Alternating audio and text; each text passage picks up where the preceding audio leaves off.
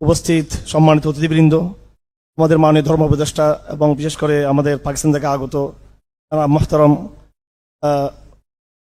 বিদগ্ধ আলেম দ্বীন শেখ আল্লামা মৌলানা তারেক মাসুদ হাফিজাহুল্লাহ তাআলা और दीगर उलमा इकराम এবং আমার তরুণ প্রজন্মের ভাইরা,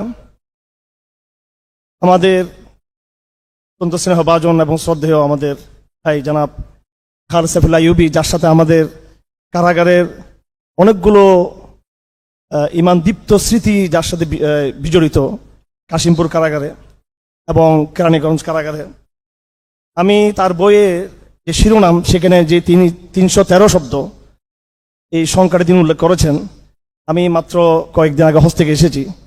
আমার সর্বশেষ যেটা ভ্রমণ ছিল সেটা ছিল বদরের ময়দানে গিয়েছিলাম এবং সেখানে 313 জন সাহাবী কিভাবে সেই সময়ের আরব আধিপত্যবাদের বিরুদ্ধে লড়াই করেছিল সেই সংগ্রামের চেতনার সাথে নিয়ে আসছি এবং ওখানে দাঁড়িয়ে আমি কোরআনে কারীমের আয়াতগুলো তেলাওয়াত করেছিলাম। সেটা একটা ভিন্ন অনুভূতি ছিল। আমাদের যারা আকাবেরদের কথা এখানে উল্লেখ রয়েছে, আলহামদুলিল্লাহ এদের মধ্যে শীর্ষ অনেক আকাবেরদের সোহবত পাওয়ার সুযোগ হয়েছে। সেই হাফিজুর রহমতুল্লাহ আলাই, মৌলানা হারুন বাবুনি রহমতুল্লাহ আলাই এবং ঢাকার হযরত মৌলানা হেদায়েতুল্লাহ সাহেব রহমতুল্লাহ আলাই। তো ওনারা কারা? ওনারা হলেন ওই 313 জন যারা বদরের ময়দানে লড়াই করেছিলেন, জিহাদ করেছিলেন আলাই কালিমাতুল্লাহর জন্য। তাদেরই ধারাবাহিকতা।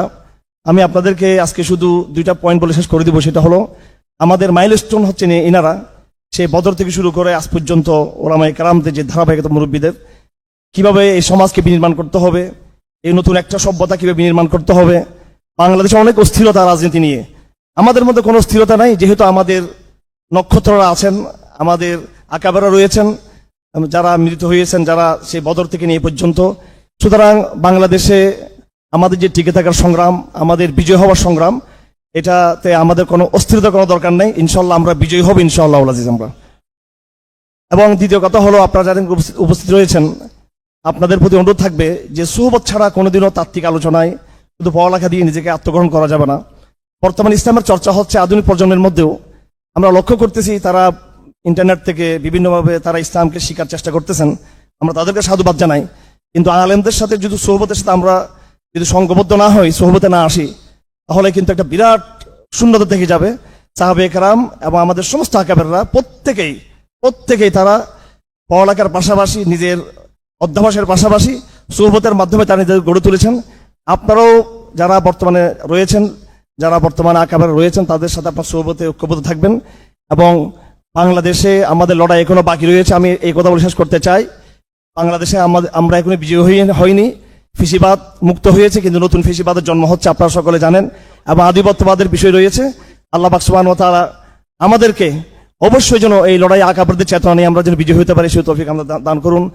আয়োজকদেরকে ধন্যবাদ, যারা তার সাথে কাজ করেছেন, পুরো টিমকে ধন্যবাদ জানাচ্ছি যারা এই বড় কাজ করেছেন। আমার সর্বশেষ একটা প্রস্তাব থাকবে, আপনারা এই বইটি আরবিতে অনুবাদ করার চেষ্টা করুন। আরবিতে অনুবাদ করলে সেটা অনেক ছোট হয়ে যাবে এবং সেটা আরব দেশে জানানো উচিত যে বাংলাদেশে কত বড় কৃতি সন্তানরা জন্ম হয়েছেন, বাংলাদেশের ইতিহাস আরব বিশ্বে জানা উচিত।